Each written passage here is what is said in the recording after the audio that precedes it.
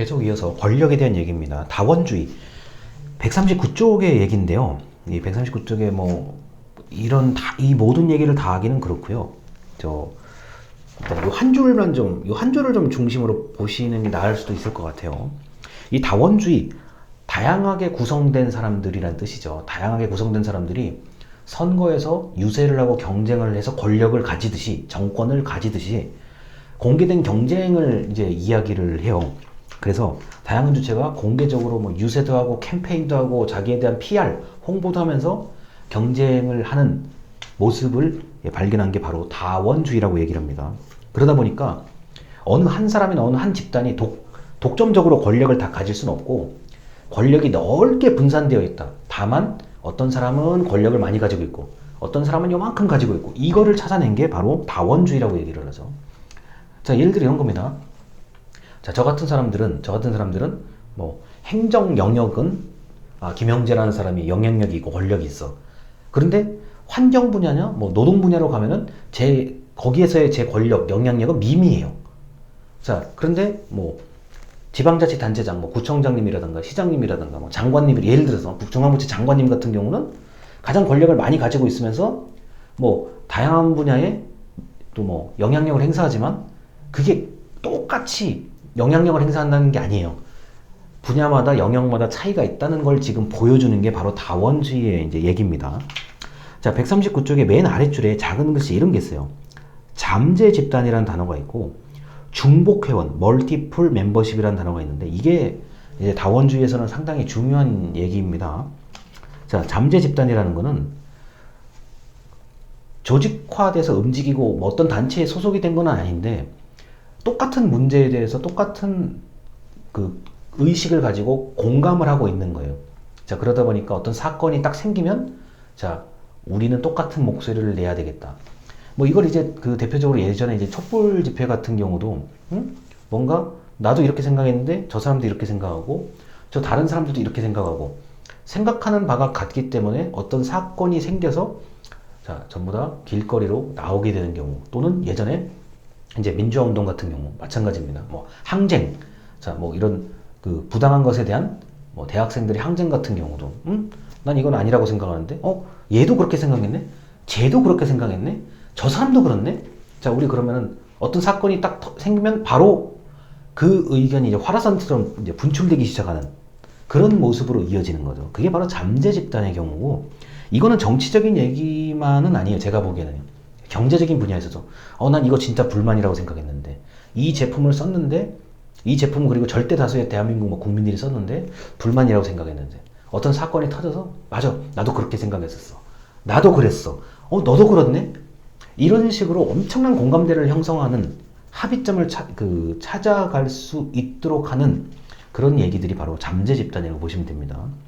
그 다음 중복회원인데 자, 이게 그 중복 구성원이라고 얘기를 해요. 이 저 같은 사람들이 대표적인 상황일 겁니다.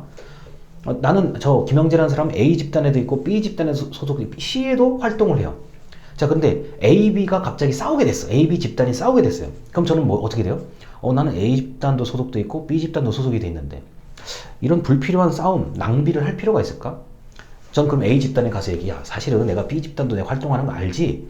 야, B 집단은 이런 생각을 가지고 말을 했던 거야. 자, 그럼 전 다시 B 집단 가서 A 집단은 야, A 집단 얘기 들어보니까 이렇더래. 이제 중복된 구성원들이 여러 집단을 돌아다니면서 여론을 전달하고 이 조율을 맞추는 거예요.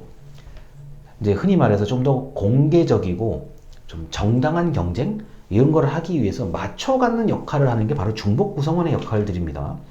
자, 근데 이 다원주의에서 정부는 뭐예요? 심판 역할이에요. 그래, 지금 경쟁이 잘 이루어지고 있어. 공개적이야. 뭐 일정한 규칙에 따라서 잘 움직이고 있어. 축구 심판, 농구 심판, 야구 심판처럼 심판의 역할을 담당하는 게 정부의 역할입니다. 그게 다원주의의 이제 속성이라고 보시면 되고 140쪽에 갑자기 조합주의가 나와요. 이 조합주의가 우리나라에서는 옛날에 이제 노사정위원회, 노조, 그다음에 경영자, 정부, 노사정위원회가 이 조합주의 모델이라고 보시면 가장 정확할 것 같습니다. 자, 거기 보면은 140쪽에 동그라미 뭐 1번, 2번, 3번, 4번이 있는데요. 이런 거예요. 그 얘기를 요 세 줄로 제가 정리를 합니다. 자, 국가는 산업계, 각 산업, 뭐 철강 산업, 자동차 산업 이런 산업계요. 그 다음에 이익 집단, 뭐 의사, 변호사, 약사, 간호사 뭐 이런 집단이요. 지속적으로 소통을 해요. 항시 소통을 합니다. 자, 정책을 결정하는데 국가는 각 대표, 각 분야의 대표들과 합의를 해서 집행을 해요. 야, 이번에 내년에 어떻게 할까? 뭐 이런 것부터요. 자, 그래서 정부, 경영자 대표, 그 다음에 그 경영자의 노동자 대표들이요. 이 각 분야의 대표들, 경영자 대표, 노동자 대표, 정부 대표, 이게 다 영역마다 다 이렇게 있는 겁니다. 자, 이 사람들이 항시 합의하고 조정해서 조율해서 전체적인 정책을 만들어내고 이끌어간다는 게 조합주의 개념이에요.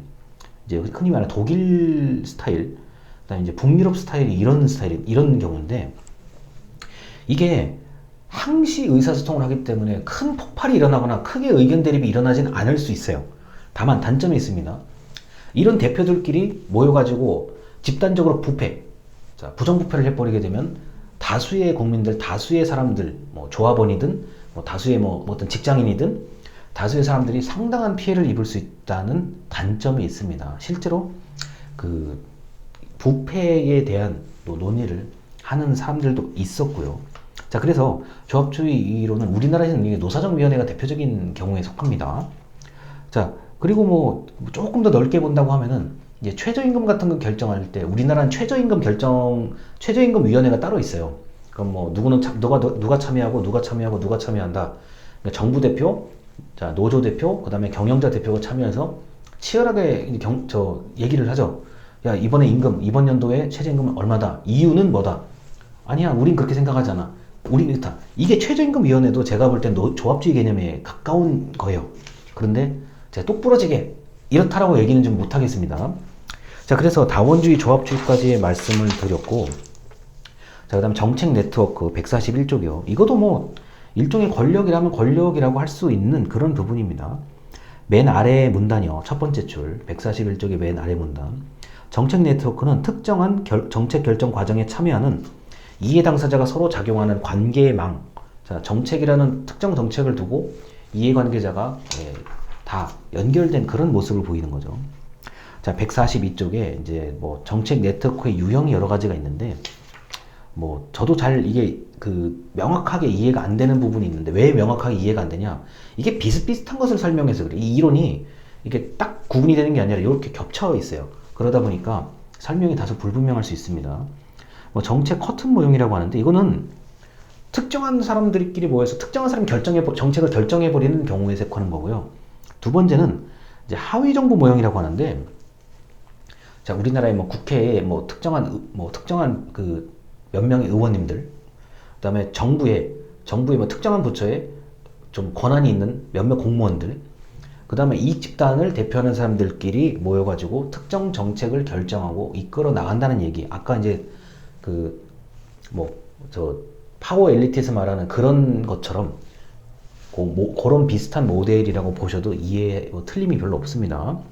자, 그 다음에 정책 공동체라는 거는 이제 특정한 정책에 전문가의 의견이 좀 많이 반영되고, 전문가가 그 주체, 플레이어로 활동을 하는 경우에 많은 얘기를 해요. 우리가 뭐 전문가, 뭐 환경 전문가, 노동 전문가, 뭐 의료 전문가, 지금 코로나 상황이잖아요. 의료 전문가가 굉장히 많은 역할을 해요. 뭐 인터뷰도 항상 하시고, 방송에 나와서 설명도 해주시고 하는 게 이게 정책 공동체의 개념으로 볼 수도 있어요. 왜냐? 전문가가 정책 결정에 상당한 영향력을 줄 수 있기 때문에. 자, 그 다음 이슈 네트워크인데, 정책마다 다양한 참여자가 연결되어 있다고 얘기를 하죠. 이게 시간이 좀, 이게 쟁점이 좀 이렇게 왔다 갔다 하는 것들이 있어요.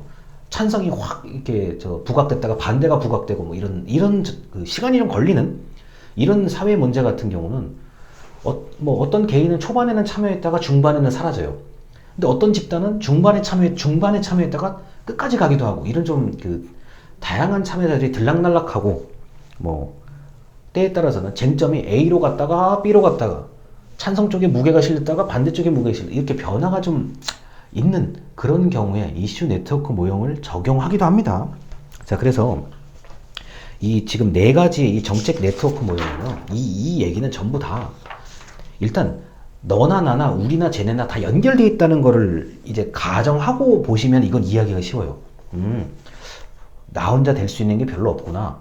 우리만 해서는 안 되는구나. 이 생각을 가지고 이 이론을 이해하면 이건 쉽게 이해할 수 있어요. 우리가 지금 10개 지금 그 단체가 모여가지고 뭔가를 하고 싶은데 우리와 전혀 생각이 다른 상대방도 10개의 단체가 있는 거예요. 예를 들어서 어떤 특정한 문제에 대해서. 우린 이거 반대하는데 쟤네는 저거 죽으라고 찬성해. 왜 그러지? 이제 이런 거를 이제 연구하는 사람들, 제3자 입장에서 봤을 때는, 얘네는 왜 이걸 이렇게 찬성하는 이유가 뭘까? 얘네는 왜 이렇게 극단적으로 반대를 하는 이유가 뭘까? 또는, 갑자기 왜 이게 타협이 됐지? 갑자기 이게 왜 해결이 됐지? 그렇게 내일 만나면 죽일 것처럼 싸우던 사람들이 왜 갑자기 하루 이틀 만에 조용해졌지? 합의를 봤지? 양보를 했지? 이런 거를 보는 어떤 그 학자들의 시각이라고 보시면 돼요. 그래서 특정한 분야에 관심이 있다고 하면은 이런 정책 네트워크를 적용해서 많은 연구를 하는 분들도 있는데, 저는 여러분들한테 이런 걸 얘기하자는 게 아니라, 정책 네트워크든 엘리트 이론이든 다원주의든 조합주의든 이런 거요. 권력을 보는 시각, 그 다음에 사회 문제를 바라보는 어떤 그 관점, 그리고 권력의 어떤 눈에 보이는 권력과 눈에 안 보이는 권력, 공개적 경쟁을 통한 권력, 특정한 소수가 절대 다수를 지배하는 권력, 그 다음에 우리도 권력이 있고 쟤네도 권력을 가진 집단이나 개인끼리 서로 경쟁하는 모습들, 이게 모습이 다양해요.